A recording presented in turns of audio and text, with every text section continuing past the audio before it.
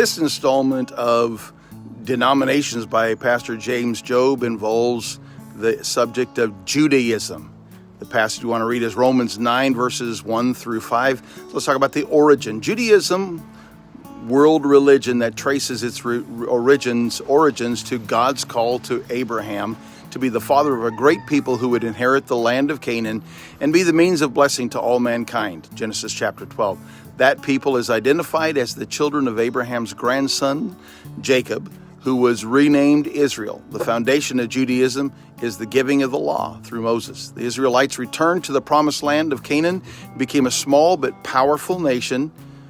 The Jerusalem temple was destroyed and the Jewish nation scattered, AD 70. What is now known as the religion of Judaism originated around 70 AD. There are three main branches of modern Judaism: Orthodox, which is traditional, literal adherence to the Torah as interpreted by the Talmud; Conservative, a middle position advocating traditional beliefs and practices up to a point; and Reformed, liberal, non-literal stance on the Torah and the Talmud, often non-religious or secular with emphasis on Jewish culture. Approximately 5 million of the world's 13 million Jews live in the United States of America. Doctrinal beliefs of Judaism. All right, the Bible. Judaism rests on two pillars. One is the Hebrew Bible, particularly the Pentateuch, or the first 5 books of the Bible of Moses, known as the Torah.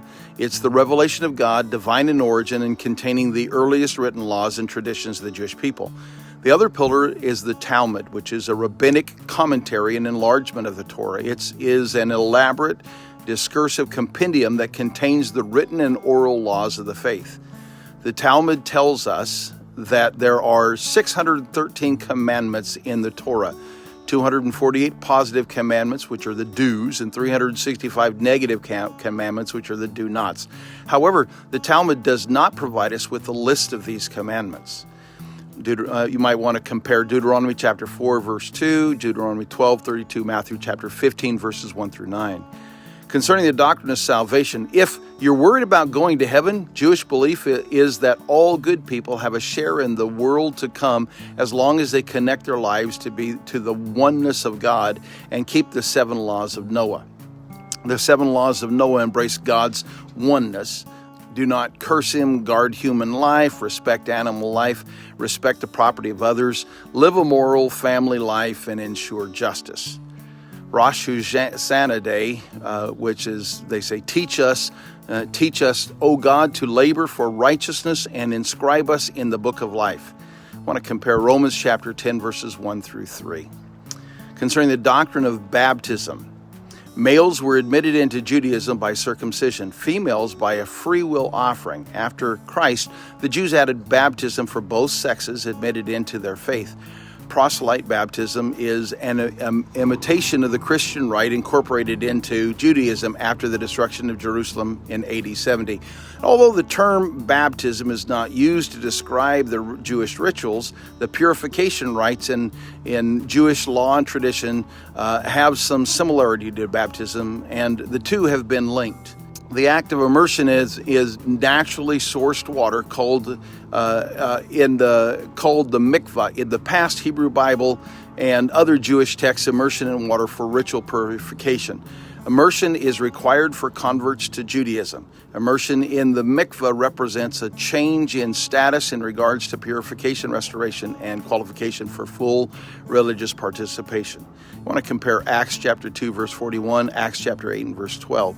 Concerning the doctrine of the church, the Sabbath is the most important day in the Jewish calendar. It begins each Friday evening at sunset and comes to an end late on Saturday evening. The Sabbath symbolizes the original 7th day on which God rested after completing the creation of the universe. Work is not permitted, and there are statutory religious services. There are 3 pilgrim festivals each year. These were the Passover, the Feast of Weeks, and the Feast of Tabernacles. Other festivals are like Hanukkah, Purim, Tish B'Av, Rosh Hashanah, Yom Kippur, Simchat Torah, and so forth. A synagogue is a place of Jewish worship. In addition to housing a sanctuary for services, synagogues serve as the center point of Jewish life. known in Hebrew as the Knesset, a house of gathering. The synagogue can be found virtually wherever there are Jews and has been in use since the Babylonian exile. You want to compare Colossians chapter 1, verse 18, Ephesians chapter 5, verse 23. Concerning Jesus Christ, the Jews would say there is no role for Jesus in the theological scheme of Judaism. To claim that he was the Messiah is to run counter to Jewish understanding of what Messiah means. In the first century AD, Christianity originated with the belief that Jesus was that promised Messiah. The Jewish establishment at that time, however, rejected Jesus' claim to be the Messiah. Compare John chapter 10, verses 30 through 33. Concerning the Trinity, the first fundamental tenet of Judaism is the existence of one supreme deity. God is one, omnipotent, omniscient, and without limitation or form. He is the creator, the master of the universe, as well as an active participant in human affairs. Twice daily, a devout Jew recites the Shema. Hear, O Israel, the Lord our God is one Lord. What they believe about Jesus, the claim that he is in some sense God, is blasphemy. You want to compare 1 John 5, verse 7, 2 Corinthians chapter 13 and verse 14. Jewish doctrines of heaven and hell. Because Judaism is primarily focused on life here and now rather than on the afterlife, Judaism does not have much dogma about the afterlife and leaves a great deal of room for personal opinion. It's possible for an Orthodox Jew to believe that the souls of the righteous dead go to a place similar to the Christian heaven, or that they are reincarnated through many lifetimes, or that they simply wait until the coming of the Messiah when they'll be resurrected. Likewise, Orthodox Jews can believe that the souls of the wicked are tormented by demons of their own creation, or that wicked souls are simply destroyed at death, ceasing to exist. I want to compare Psalms 9, verse 17, Luke 16, verse 22 through 24. Here's Brother Jobe's conclusion.